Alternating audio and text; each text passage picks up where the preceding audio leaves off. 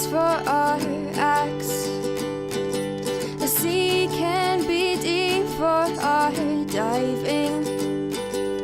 Hope comes and stops us in our tracks.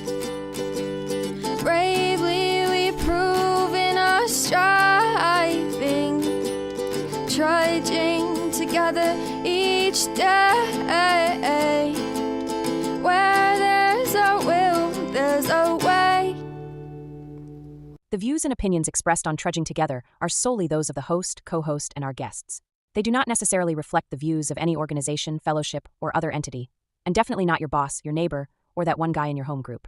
The content of this program is not intended to replace medical, psychological, or professional advice. If you're looking for that, please seek guidance from qualified professionals who spent way too many years in school. What you'll hear here is based on lived experience, recovery journeys, and the occasional bad coffee-fueled joke. Trudging Together is not affiliated with any 12-step fellowship. We are simply people sharing our stories and walking this path together, one day at a time. Thank you for joining us, and remember, recovery is serious business, but that doesn't mean we can't laugh along the way. Raw Talk, here we are. Raw Talk with Tyler and Dion on the Trudging Together something. That didn't work. Hi, Amber, good to see you. Hi, Heather, good to see you. I don't usually put the chat in the thing, but I want you to be able to see it also. So welcome, Tyler, good to see you. Welcome back. Well, hello. You're in a little bit of pain today. Yeah, I twisted my knee playing some disc golf earlier. So. Did you win? Oh yeah, I kicked my butt. Oh no, did you win disc golf? Oh yeah, I yeah. Then it was worth it, kind of. Now if you would have lost, that just makes it worse, right? I got through. It happened on the 7th hole, so I finished the next 2 and then just did half the course and went home. Gimped your way through it. Yeah, exactly.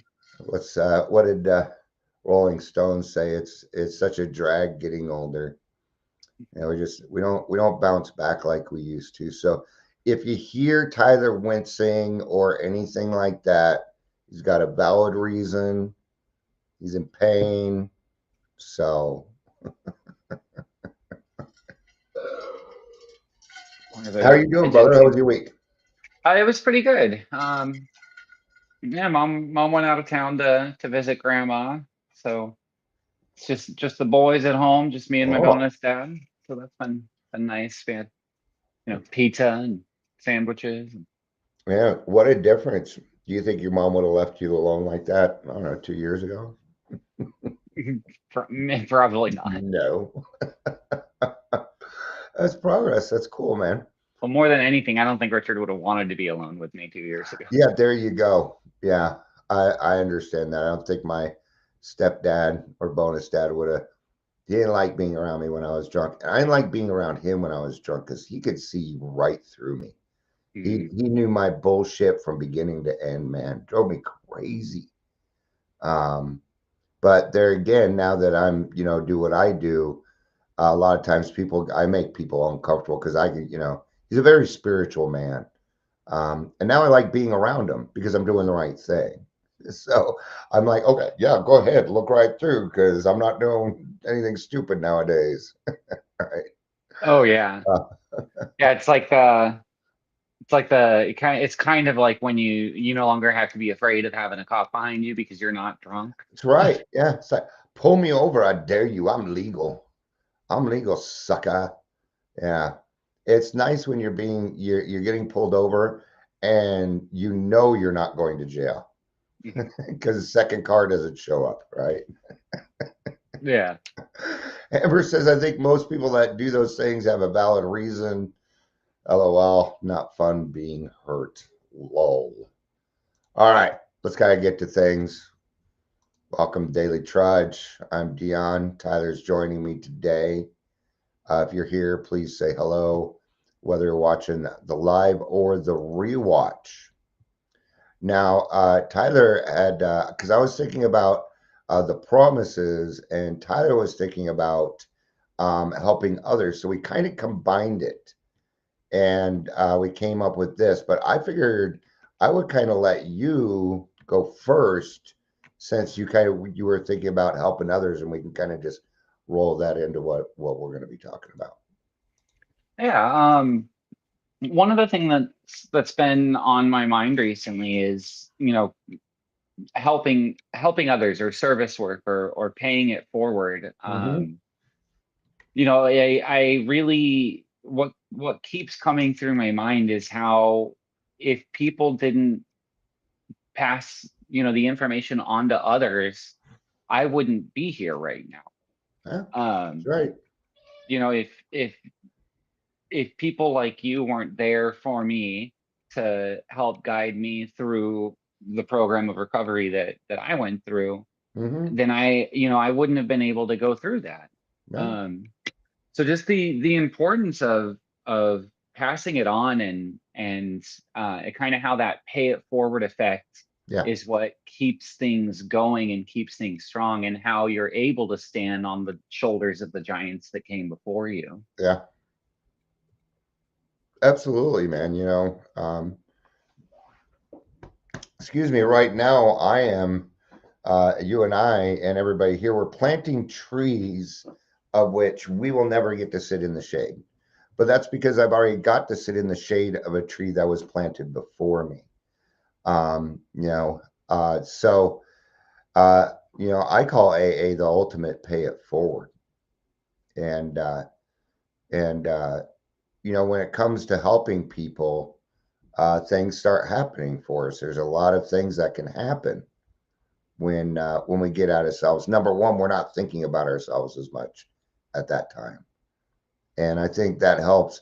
What that does, it just kind of helps your subconscious, um, try and figure out the problem.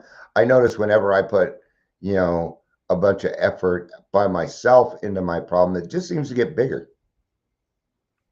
That seems to be what happens. But when I go to somebody else and start to say it out loud, my answers start coming out of my mouth. And since the program is so closely connected with everything, there's a reason why you go to an AA meeting and you hear what you need to, even though it's not the topic. Because a lot of the answers, a lot of our solutions are the same solution. And working with others is our biggest solution. It's our number one solution is getting out of self. So, Yeah, I mean, I love what you said about how, you find the answer, right? Even though it might not have been the topic you were thinking about. mhm, Amber pointed out to me that, you can substitute that word alcohol for any problem, and that 12-step program is gonna fix the problem if you yeah. apply it to it. And I mean, that's such a good point. Like, and whatever the problem is, you can get to the bottom of it Hmm. usually through helping others. Yeah. Well, and once you get past the first step and that obsession has been removed, alcohol is no longer the problem anyway. Uh, after after after certain steps, they don't really bring up alcohol in the book much anymore. What we do, what we start to work through is racking dilemmas. We get to that fourth and fifth step, and we start confronting some of our issues, right? Because um, you know, I think this is the best way to say it. AA is not a self-help program. It is a help yourself. So it's more like a buffet, but we're all there. Oh, have you tried the chicken? Have you tried the mac and cheese? Oh, yeah, it's good, right? And we make suggestions based on our own experience. So we don't come across as telling you what to do. Because as recovered alcoholics, I don't feel like we really have a right to tell you what to do. And we're like, I'm not that person anymore. How would I like this person to approach me? Right. Let's Yeah. read a little bit out of the big book. Unless you were getting ready to say something, you go for it. No, well, on just how would I like to be approached, right? That's a really good mindset to come at when, because I know that there were times in the past where I was approached and wasn't very receptive and thought it Sure. was odd, and that could have held me back by years. Yeah. If we approach somebody and we still have anger towards alcohol itself, it's going to be kind of tough for us to do. We have to, that's one of the things that you need to get past before you can really, get into 12 step work and service work is understanding it's not about us anymore. Um, well, it is, but it isn't. So, but it says here that practical experience shows that nothing will so much ensure immunity from drinking as intensive work with other alcoholics. It works when other activities fail. And what does that mean? It means don't bother with the other activities. Go to service work. Go work with somebody else. I have found that working with somebody else, getting out of self, even in my therapy, what am I doing? Well, I'm talking to some, and I'm talking to them about my problems. But who am I? Well, I'm helping me, and I'm an alcoholic too. Right? Sometimes we forget that we are an other, and that it's okay to be on the other side, even though we've made it through the steps. Right? This is our 12th suggestion. Carry this message to other alcoholics. You can help when no one else can. You can secure their confidence when others fail. That's what you were just talking about.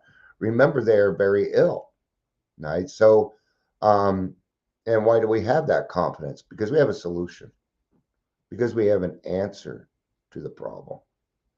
Um, and when we are approached, I mean, I kind of remember the first time I met you. You were shy. You didn't really say much till I got to know you. Then you went shut up. But I'm just kidding. And you always brought bakery too. So and you used to even bring me soda with ice too. Man, you've always been very kind to me, and I've appreciated that. And I've noticed it. I want you to know. I was actually talking to somebody last week, and they're like, "Tyler gets mad." I'm like, "Oh yeah, I do. he I does." do. And you don't want to be around.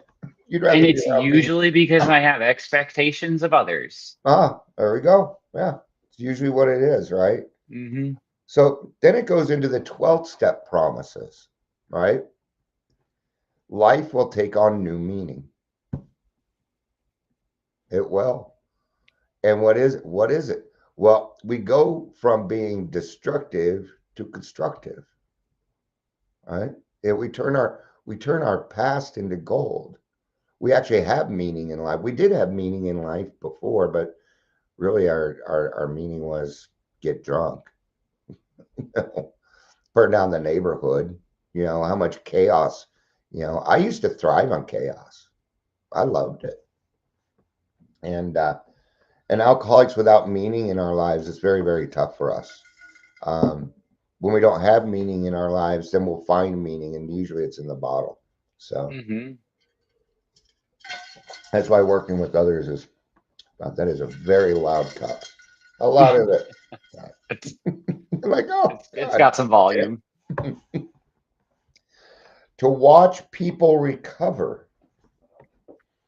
Right? And and we celebrate great stuff too. Like the other day, somebody who's been needing a verification for the last 3 months, we celebrated yesterday. They don't need it anymore. You know, that's progress, and it is a big deal. And the fact that they're not required to go to AA, and they're still coming. All right. Absolutely. I mean, the amount of people that I've seen in my experience that, you know, came into recovery because they had to. Mm-hmm. But that was, I mean, that was years ago. Yeah. They stayed because of what they were getting out of it. It was no Good. longer because someone else made me. It was because I had to for my own good. Mm-hmm.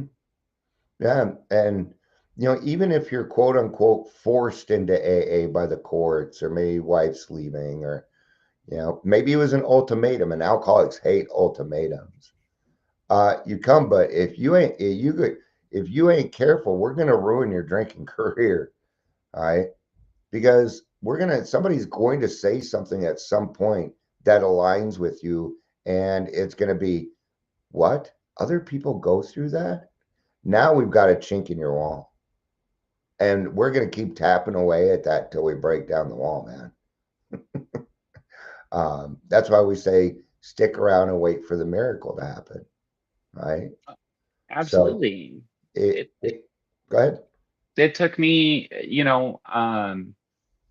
it wasn't the first meeting I went to, right? That became Yeah. my home group. Hmm. You know, it took me about 6 or 7 different tries to find a group of people that it made sense for me to stick around with. Yeah.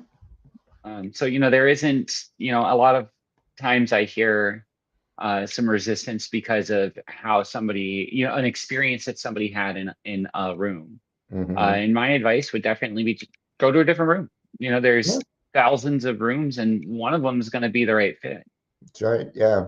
Well, and that's why we have different meetings because, we're not a one size fits all.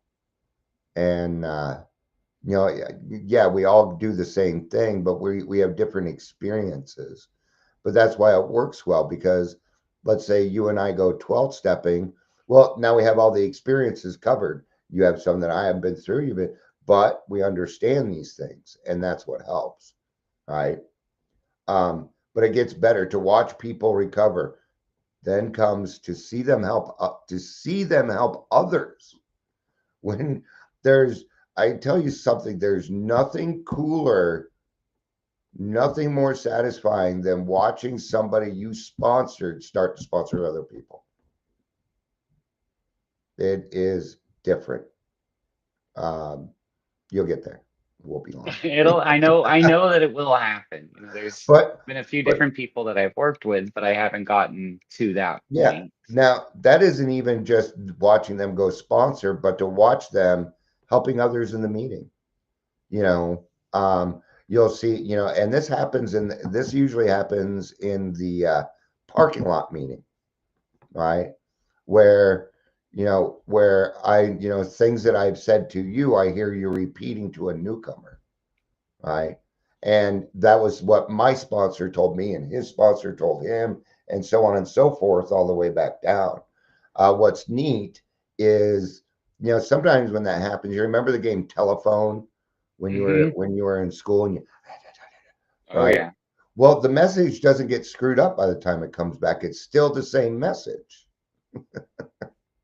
So it isn't like that, and that's what's neat. And it's because of our intentions.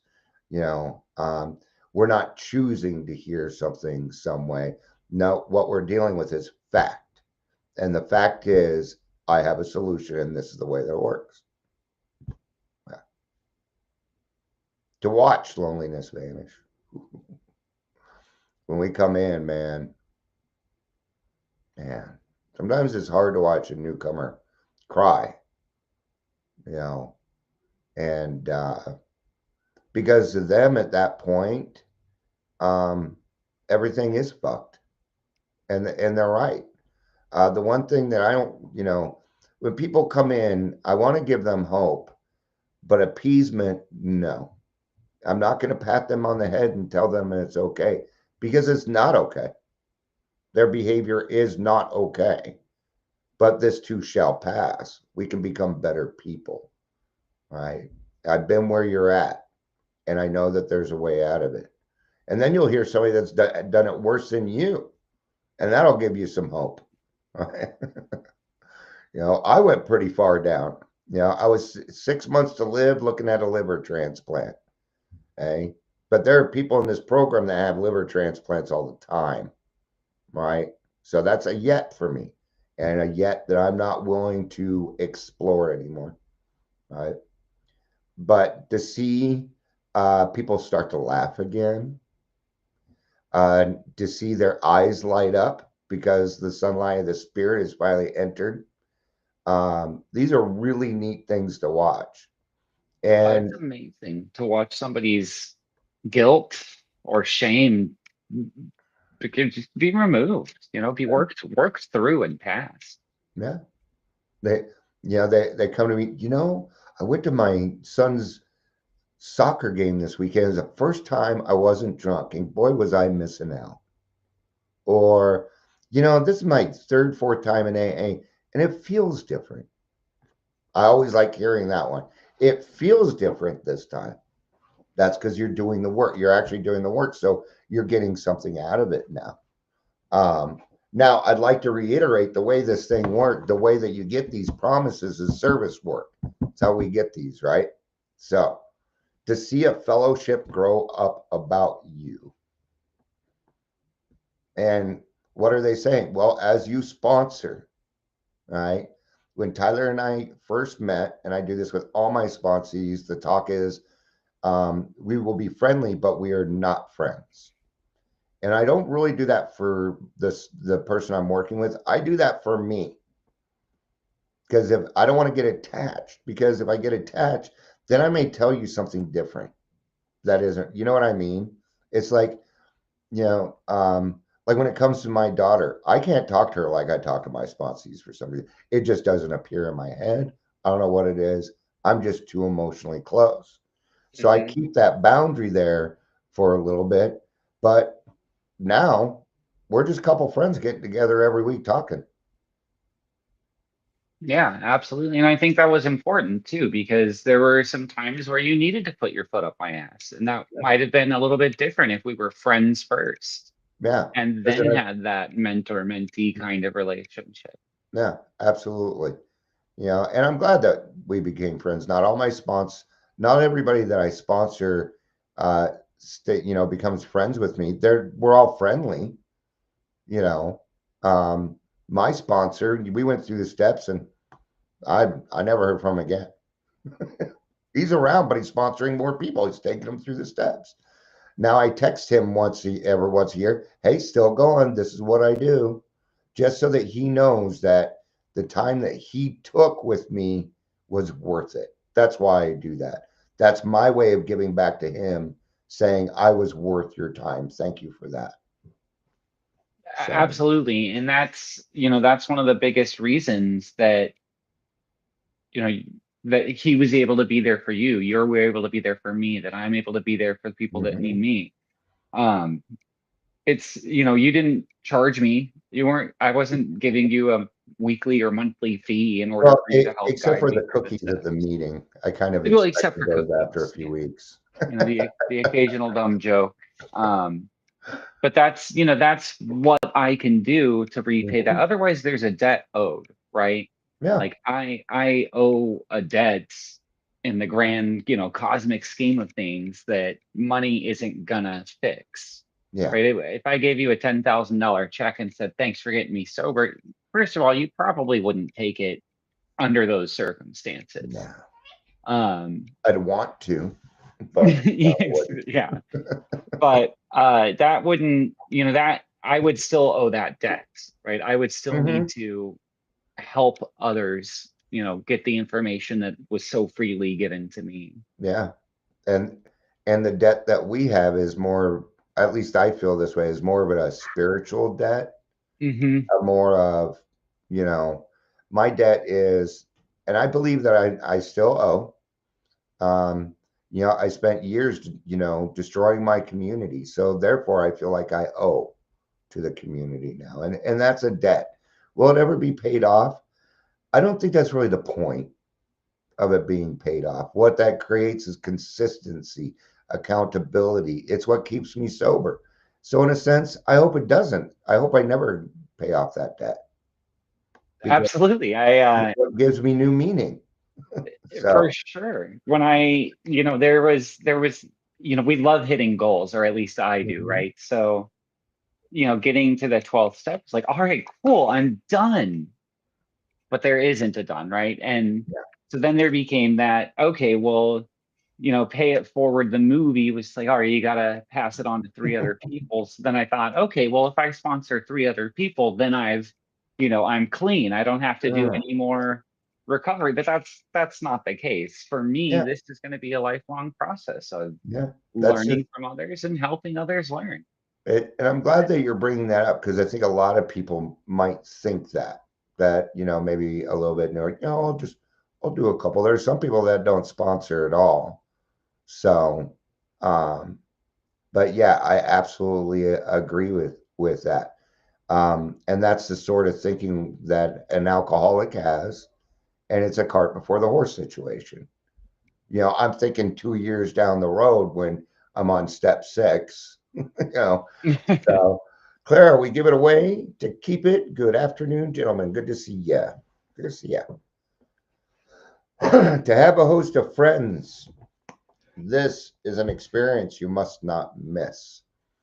We know you will not want to miss it. Frequent contact with each other and with the newcomer is a bright spot of our lives. All right. And that's that's when it switches to from, excuse me, that I have to go to those AA classes, right? Oh, and they always go, you can always tell. You can always tell who needs a verification because they call them classes, right? All right, to, hey, is it 5 yet? Is my meeting? I'm ready for my meeting. I want to get to my meeting. Where we used to, after work, be like, is it happy hour? Is it happy hour? Is it time for the meeting? Is it, see, because we're still looking for that thing to help us out where we used to go to alcohol, but now we can go to the meeting instead. And we replaced alcohol with the Fellowship of Alcoholics Anonymous. So, and I want to let people know that a host of friends doesn't mean a shit ton of friends. That's not what that means, at least to me. So you're going to find that you might have less friends, but that friendship will be it'll have a lot more quality to it than quantity.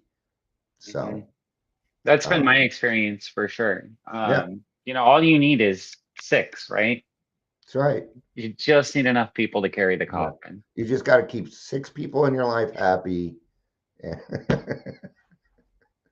maybe and I like that you said for a happy, right? substitute. Because a lot of the friends that I have now, like there are the friends I have now, I can have disagreements with. Yeah. And we can remain friends just because we have 2 different thoughts on a subject. No. And that's really cool to see is the ability to build and maintain a relationship with somebody who has a different perspective than I do. Absolutely. You know, that was like when you and I were done and you asked, hey, do you mind if I grab another sponsor and kind of get a different view? And I'm like, fuck yeah, do that, please. You know, Amber says, I only need one. I'm going to be in an urn. Or a maximum. But you're going to earn it all right.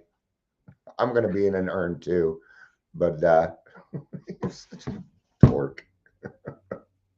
Now, the thing is I don't think, I don't think of you and Amber and CJ and Heather and Michelle. I'm naming off people that I don't see you guys as friends. I see you as family. I do. Now, I don't feel that way with everybody in AA, but most of the people in that grassroots meeting, yeah, they're family to me. If they need something, I'm going to be there. If somebody messes with you, I'm going to be there, you know. And I love you all the time, but I don't like you all the time. Yeah, and they don't like you all the time. Sometimes we argue and it's still okay. Sometimes we don't agree. Maybe it's even a taste in you. But what I never fear is that you're going to abandon me. I don't have that fear with you guys or my wife. All right. And what does that do? Well, it creates my own internal safe space so I can be better. But I can't do it without you. You know? Yeah, I mean, abandonment is definitely, I mean, loneliness, right? How do you get lonely? You keep getting abandoned, right? At least that was my experience. And I don't have to fear that with the friends that I've made in this group. Absolutely. And that's huge for people like me. For a bunch of people that didn't belong anywhere, it's a comfort to find somewhere that you belong. It was probably the biggest thing to me. You know, they say resentment's the #1 offender, but I think loneliness kills more of us than the resentment. But the resentments lead to the loneliness. So you know, so they tend to go hand in hand, right? So we all love hearing the promises read.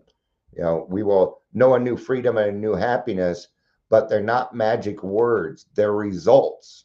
They're dividends. The promises are dividends to the service work that we do. Right? Yeah, so Did I throw you the off? results are going to be inversely proportionate to how selfish you are, right? There you go. So the more selfish you are, the less results you're going to get. Hmm. That's been my Absolutely. experience when life's being shitty to me, and it Hmm. keeps happening. it's it's absolutely like I have to stop and think about what the world's been doing to me and think about what have I been putting out, and have I been being selfish, have I been being an Great, asshole, have I been being great way to ask. self-seeking. And Yeah. it's that have I been working my program of recovery to the best of my ability? And when those days keep stacking up, the answer is no, every time. Hmm. Absolutely. What happens is they start to show up when we stop focusing on what we can get and start focusing on what we can give, Hmm. right? Um, CJ says there are no bad days, just selfish ones. See, got a lot of great lines. Absolutely. That's why I love our group, man, because we're all saying the same thing. We're saying it a little differently. That way, whoever comes along can catch what we're saying. All right, and we do it a lot in grassroots. We do that a lot. So, but whenever I carry the message, I end up carrying a peace back home with me. I become a peaceful person. I find serenity. And what is this? These are the dividends to doing a good job, right? Um, do you remember the first time you chaired a meeting? Remember how much you dreaded it, dude? Oh my God, what if I I, fuck up? Man, What if I remember getting to. I absolutely remember not knowing the prayer as I started to say the Yeah, prayer. Like, I'm just anybody gonna that hope everybody unmutes and talks over me because I do not know this. the only time I mess up a prayer is when I lead it. It's the only time I mess it up, and it's because I'm on the spot, right? But yeah, we're really nervous about doing that. But then we chair the meeting, and you're gonna feel the first time you chair a meeting and you're done, and everybody says thank you, great job. You are gonna feel a high that you've never felt before either. Oh, Yeah. absolutely. And everybody loves getting compliments. It's definitely not awkward at all. Mhm. That's been something that has been a little bit freeing, right? Is I've gained the ability to accept a compliment most of the Uh-huh. time. Because it's not immediate shame. I don't deserve this, right? Like yeah, I did do a good job today. Thank you. Yeah. Wow, I did. How did that And happen? sometimes it takes Yeah. me 4 or 5 sentences to realize all I needed to say was thank you. Yeah. It's hard to it's still hard for me to take a compliment, you know. Oh yeah, you I want to see really Tyler cry? listen. Start complimenting him. Yeah, you want to shut Dion up? Give him a compliment. Amber says, I think the answer can be yes to did I try the best of my ability today? Don't be too hard on yourself. Yeah, yeah. So doing the best that you can each day. That is service work. That's getting out of self. I'm in a bad Yeah. mood. Maybe I should take a couple extra seconds today. Well, I think that that's a very good point, right? There's a reason that we do that 11th step. It's where we can identify like where we can improve on the next day. Hmm. Like that doesn't mean I was bad today. That just means here's where I can do a little bit better. Hmm. And if it's really bad, you can just start your day over if you'd like to. You can always start your day over. All right. So I didn't even notice it happening. I just realized one day I was living the words I used to only read. Right. The Karate Kid portion of the program. This is another thing that I warn my sponsees about. That in about 2, 3 months, for the next 2, 3 months, you're going to be wrong about everything that comes out of your mouth. You're going to get frustrated. You're going to lollygag on your 4 step, but we will get through these things. All right. Because everybody does it. Right. It's part of the process, and it's all right. All right. And I'm going to ask you to wax on, wax off, scrub this, scrub that. I'm going to be repetitious about everything. Okay, we got to be accountable. Got to be accountable. Did you stay sober today? Did you go to a meeting today? Did you talk to them? Right? These things that, because what this does, it creates a skill like delayed gratification, right? Because I told you in the beginning, one of the first things we're working on is delayed gratification. And I didn't allow you to do much, or I didn't give you much instruction. I'm like, you can read this and this. Your job is to breathe in and out and go to meetings. Otherwise, I left you alone because you needed to learn that it was okay to be uncomfortable for a little bit. Yeah. And I needed to figure out how to build my day around my recovery too. Yeah. And if you did the way that I did it, well, you have different interests and stuff than I do, you know. So there's different ways that we can do this. Maybe you're not feeling up to doing service work today. Now you can do service work without even talking to anybody. Go take somebody's trash cans in. Go pick up trash on the side of the road. These are things that you can do. There's always something to do in this world that'll help you get out of your stuff, because I guarantee the more you focus on your problem, the worse it's going to get, right? And we talked about this with CJ the other day, which he brought up, which wolf are you feeding here? Which, werewolves in London. All right. So one day you're going to be doing something, and then you realize, oh, wait a minute, all that repetition paid off. One day somebody's going to ask you to wax on, you're going to be like, whoa, right? And it's like that. And then you're like, wait a minute. And then you find your unsuspecting inner resource. Right? Because we do have these skills. I just wasn't taught how to use them. I know how to use them correctly. I like what you said about when you stop focusing on your problem and start focusing on helping others. I mean, how many times do you see that happen in the movies or TV shows where there's this big problem and then some little mundane thing happens in their life and they're like, they end up finding the solution to their problem because they Yep. stopped focusing on their problems and Yep. started focusing on helping others. Yeah. The answer comes when it's quiet. It's kind of the thing. Our conscious doesn't solve problems. Our subconscious solves the problems. All right. Our conscious is there to go through the facts, give the information to the subconscious. That's why when you're going through something, you might dream about it. You might have a dream about it, and that's your subconscious working through it. That's why I believe that drunk dreams are actually a good sign. Drunk dreams means that you're changing, that you're uncomfortable, right? That you're working through something, and your brain's just trying to figure out what it is, and it's going to think the answer is alcohol. I know they suck. I don't wish drinking dreams on anyone, right? But they can be a good sign. The broken shoelace that can make you sleep or disrupt your sleep, right? Yeah. So cool, man. You got anything else that you'd like to bring up on the topic? Just unless, and I can't think of a really good reason not to, but unless you have a really good reason not to, help pass that message on to somebody else that's struggling, do that. It is from my experience and what I've been taught, it is part of that 12th step. So, remember what was given to you and go give it to someone else. There you go. Thank you. And thanks for coming up with the topic too. I appreciate it. Thank you.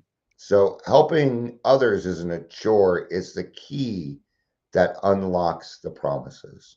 So service work is the key. Getting out of self is the key to unlock those promises. And if you want some freedom, give it away. That is how this thing works. If you want freedom, give it away. If you want love, then give love. If you want patience, then give patience. and then you will receive that back tenfold. That's what happens to me every single time. Every single time. So thank you everybody for being here. Thank you so much for having me. CJ was correcting herself. The broken shoelace that can make you slip. Okay, that makes a lot more sense. Yes. I just figured Yeah, right. It's that one little thing that just sent you over the edge. And what are those? That's the little things. My last 8-year relapse was because I heard that Tom Petty died. That was my broken shoelace. Huh? Went out for 8 years. Yeah, I believe it. Because I had no program, no plan of action for when something like that happened. Yeah. That's why we can't look at our problems big or small. Because if our mind, oh, that's just a small problem, and then we don't take care of it, then that adds and adds and adds and boom. So don't give your problems a size. Don't determine their size. Just look for the solution. Now I can understand that there might be priorities of certain problems. That is okay. But don't let a problem just slide. Letting things slide is not our answer. It's not an answer to anything. Let go and let God requires some kind of action, like a 10th step or something. Or you're going to face it. Those are the things that we work with now. So cool. We're able to add a little bit more on. So thank you everybody for being here. I appreciate it. I love you. You know I do. Peace out. And keep on trudging.